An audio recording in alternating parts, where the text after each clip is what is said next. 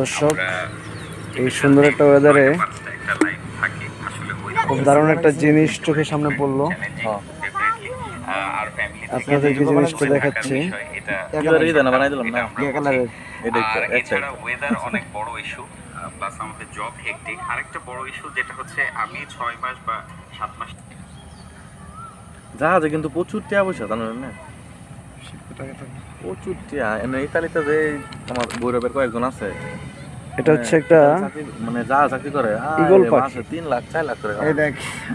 পাখিটা এখানে অনেকক্ষণ যাবত কি যেন খাচ্ছে,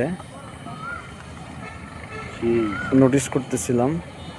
ও কি যেন একটা খাচ্ছিল।